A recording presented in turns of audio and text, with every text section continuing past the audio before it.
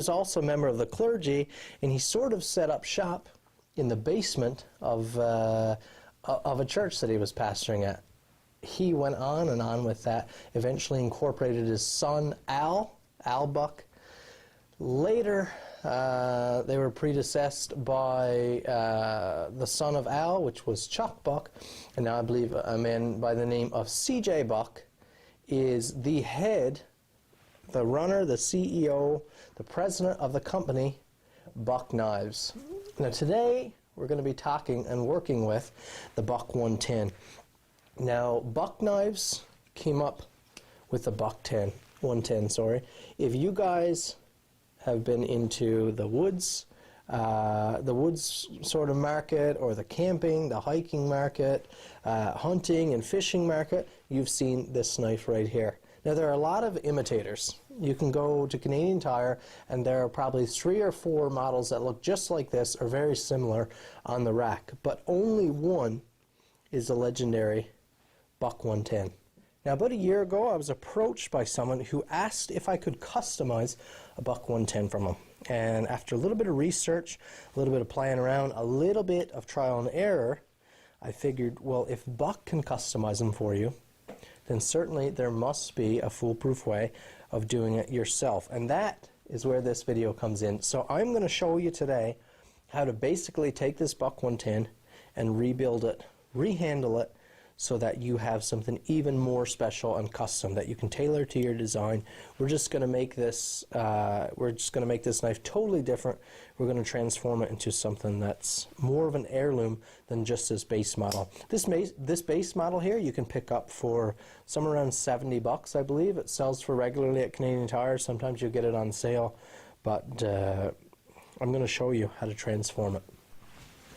Now, before you start cutting in and hacking away at your beautiful knife, you need to understand how these knives are assembled, or the order of operations to disassemble. Because if you just start cutting away stuff, you might make a mess, you might mess something up and not be able to repair it. So this lock bar here, this has one torsion bar that comes up and under it on an angle like this. It's kept inside this rear bolster. Now, when you push on the lock bar, you notice it has quite a bit of tension and it springs back up nice and tight. You are compressing that torsion bar that's down in here. You're also pivoting on this steel pin right here, and if you see, that goes all the way through. Now, these scales here, you can see we have 2 individual pieces. We're going to have to ruin these to take them off. They're kept on with these little brass pins. These little brass pins only go so far as the inside of the brass liner on each side. So the first thing to do is grind off the heads of all 6 of those brass pins, and then we only need to grind off the head of one side of the stainless pin.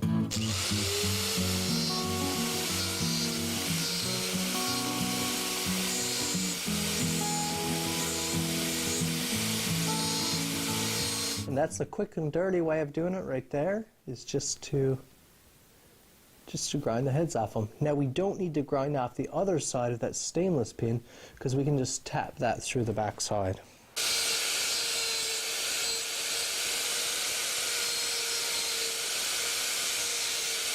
Now, the next step would be to tap out that stainless pin from the side that you ground the head off, of course. That's a nice hefty 1/8 inch pin, so just a nice cold punch like this. And there is that lock bar. This is the part I was saying, the overhang that grabs onto your blade right there. We're going to put this back. We're going to do some work with this later. Now, I've done quite a few of these, and the best way I have found to remove those scales is to take just like an X-Acto blade, utility knife blade like this, get the edge started in there, just give it a little tap, and you can see it already is starting to open those scales off of the knife. It's just out a little bit there. You can start to work it out. You don't want to pry a lot, because when you're prying against the scale, you're going to pry your liner in, and that's brass, so it's kind of soft. So you can work it a little bit, just like this.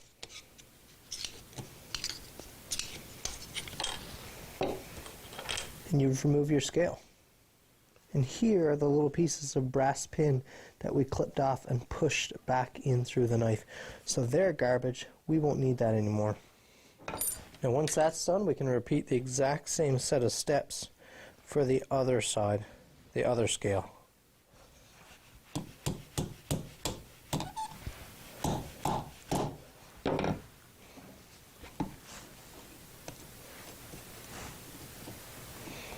Nice and gentle.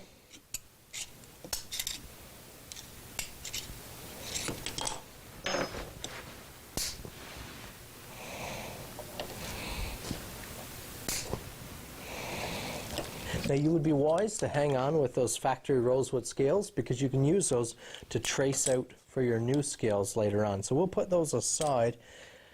And the next step we're going to do is something you might want to forego. I've done it several times now, and we're going to do it with this knife, and that is to do a tang filing on this knife. It really adds a unique and really extravagant look to the knife, but it is, or it can be, a little bit tricky.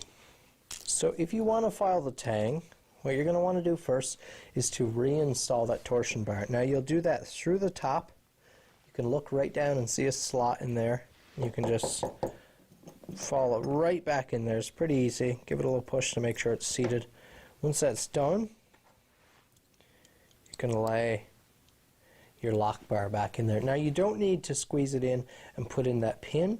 This will do good enough for us to do some layout here.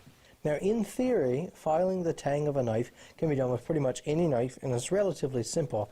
You have your tang of the knife, which is this piece of steel, of course, just the bridge or the actual spine of the knife.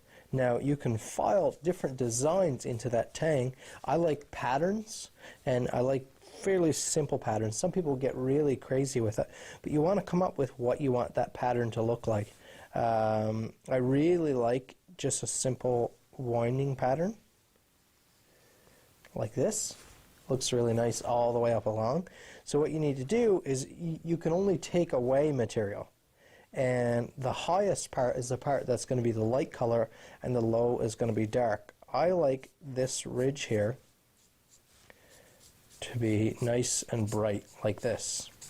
So that means this part has to be filed away, and we leave the high part, and that'll be polished when we finish the knife. You'll be able to see. Well, you don't need like a micrometer or anything for this. Your eye isn't that sharp, and even if it was, you're not going to be able to file and engrave that accurately. Now let me show you guys something really cool. This right here is a vise that belonged to my grandfather Noseworthy. Now he's still around, but he has late stage dementia, and he's not really around, if you know what I mean. But this is a vise that he used to have. All my growing up, I remember this bolted to the corner of his bench, and I used it making little wooden boats and making little projects and stuff.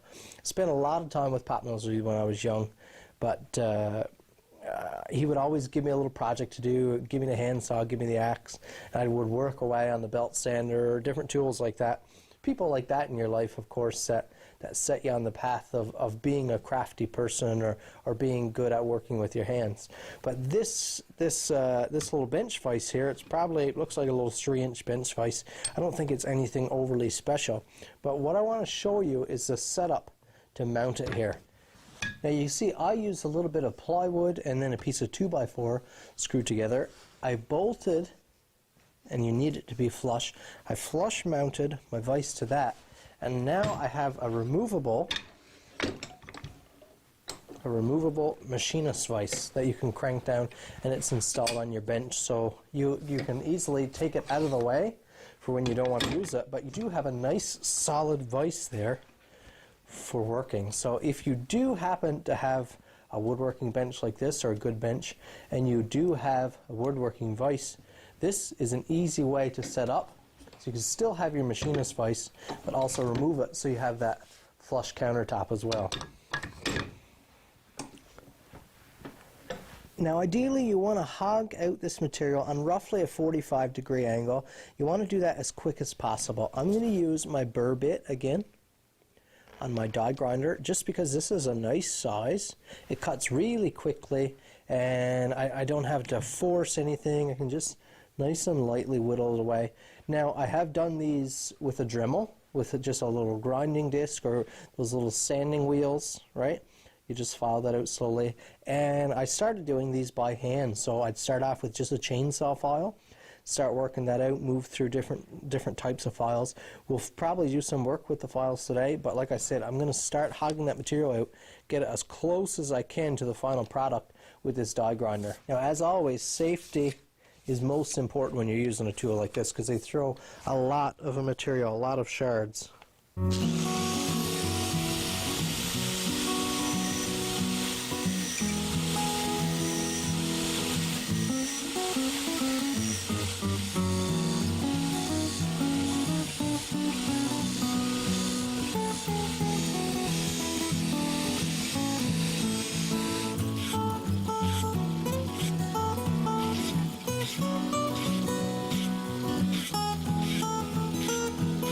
I'd say that looks pretty good. Looks nice and even. I can see a few waves are just slightly out of sync, but overall looks good. You can see the finish is nice. If you're happy with it, now is when you actually start the reassembly process. The Newfoundland Hobbyist is sponsored by paulsfinest.com. Noble's Timber Mart, with locations in Springdale and Bayvert. WildMedkits.ca. Robinson's General Store, located in Middle Arm.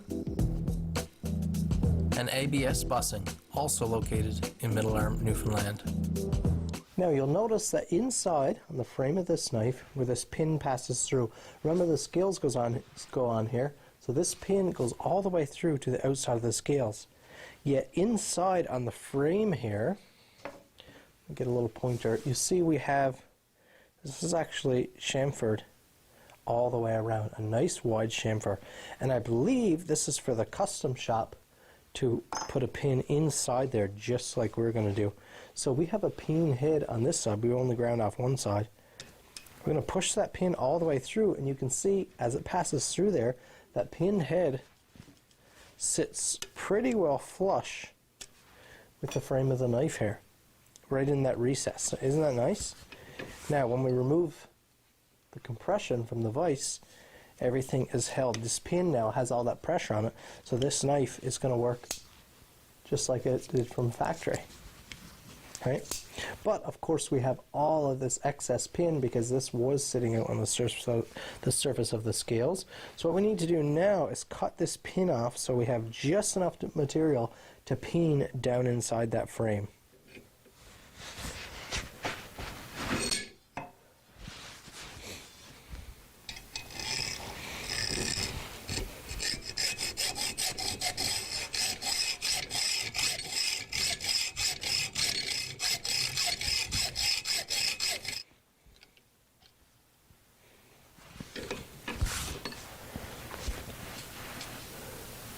Now my favorite way to peen is to clamp a ball peen hammer, a larger one, in my woodworking vise. And that gives me a very concentrated point of hammering. Rather than trying to get it right on a flat surface, I like having that crest of the peen of the hammer to really concentrate. You have to be a little bit more accurate with how you position,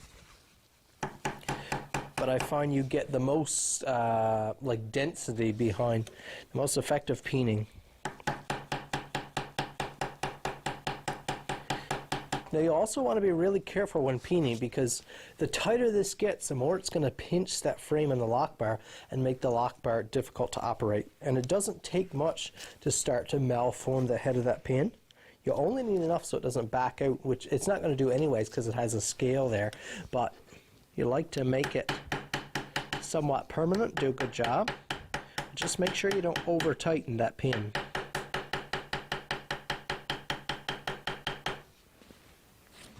Now the next part of this project here is where you'll be glad that you saved the original scales, because these are going to be really handy. It's difficult to trace out that slanted pattern without, because you can't just measure.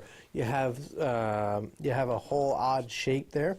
So we're going to trace these out on some dark dyed box elder burl, and I'll show you guys how to fit them. Now you're going to lay this down, and you could just trace off the two ends, but I like to trace all the way around because it helps you know which side you have for one, and just where you have the leeway. Now we can go ahead and rough cut this to length, stay at least a 1/16 out, and then we're going to grind into that line on the belt grinder. You could do it by hand with a file, a bastard file, or a rasp as well, kind of a fine rasp. I'm going to use the belt grinder, maybe a little bit of sandpaper just to fine tune it. But make sure when you're cutting it, leave at least a 1/16 there to so you can file in very precisely.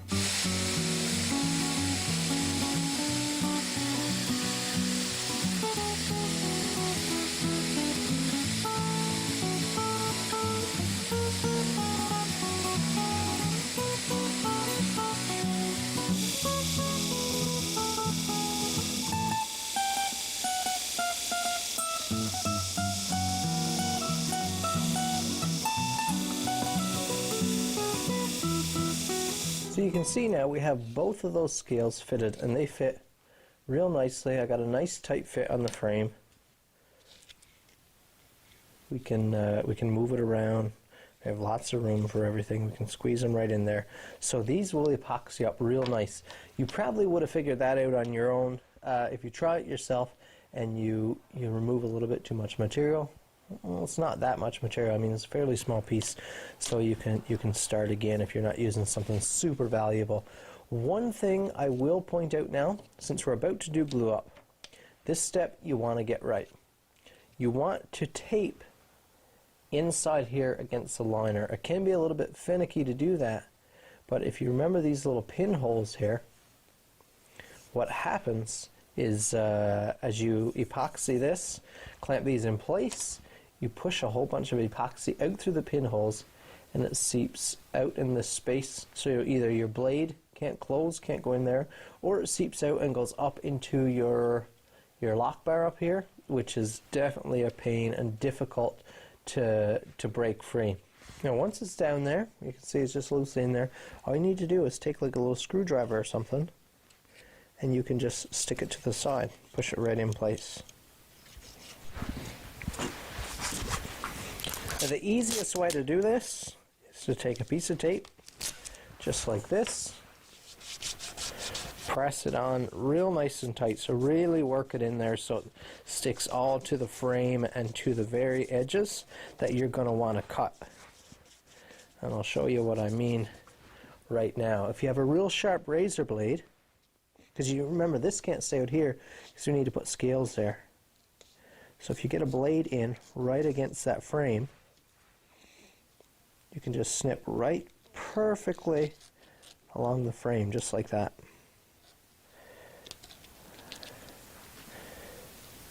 And this up here doesn't matter, it's just waste. But the cleaner you can get it,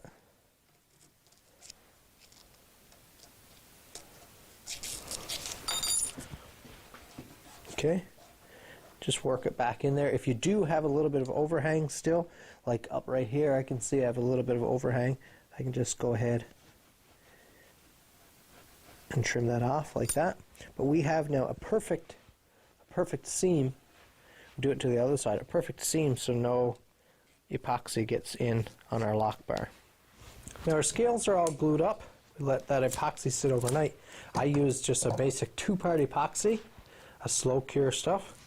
And if you've done a good job with your taping, you shouldn't have too much mess to clean up or anything like that. I'll take off as much tape as I can here now. Some of it's going to be stuck in the epoxy, and we'll get to the finishing process.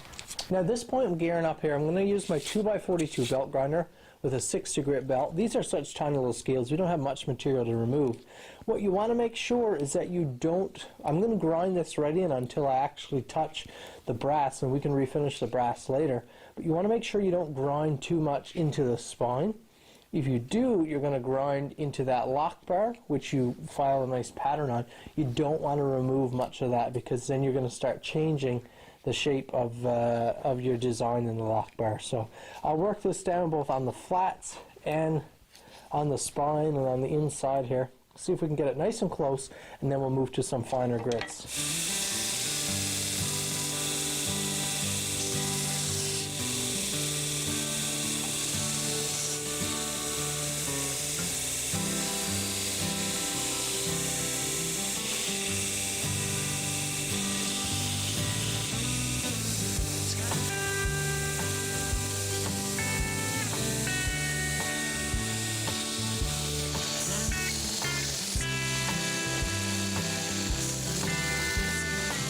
Now, I highly recommend for hobby work to keep a whole bunch of different sandpaper grits around.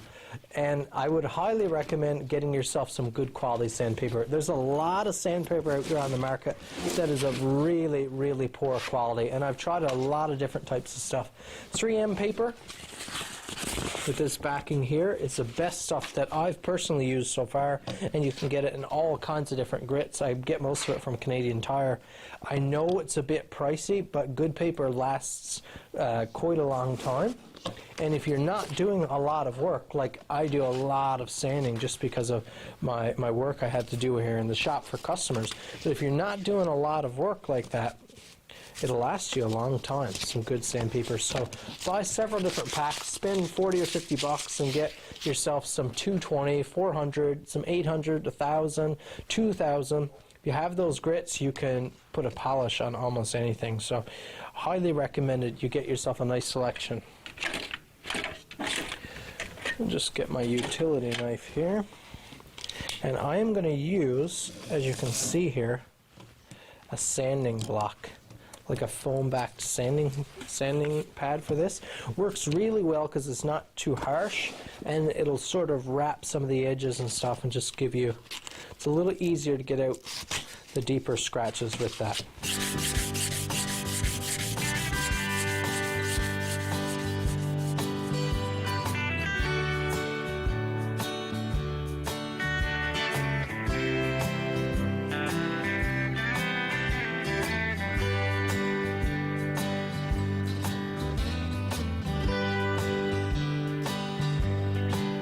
Okay, I think we're there with the sanding. I went all the way up to 2,000 grit. Never sanding just with my hand. I used this sanding pad for every bit of it, and it's looking really good. Of course, there's only so far you can get with sandpaper, and let me show you the finish we have right now. You can start to see all that figure from the wood come through right now. Now, the brass might look good here now to your eye, but I assure you it's full of striations. I'm not sure if you can see that. So what we're going to do is use a felt wheel on or a flannel wheel, sorry, on a bench grinder, and we'll put a polish on this, and you'll see the astounding difference here in just a minute.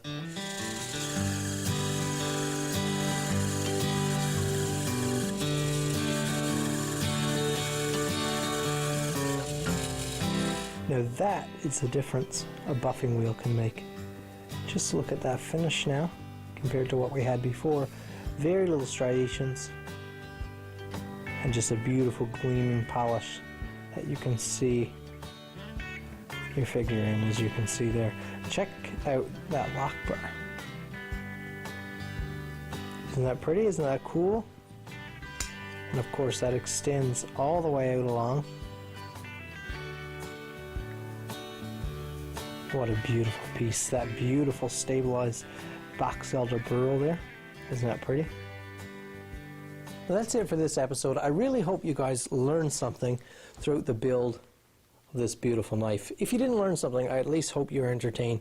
Thank you guys so much for watching. You know, what a great hobby to be able to take a knife like this and turn it into something real special. From my experimenting around, as far as I can tell, most old knives that are of this design, the kind of traditional brass bolster with the lock back design like this, they're all made pretty well the same, even if it's not a buck. And there are a whole bunch of buck models that are designed this exact same way as well.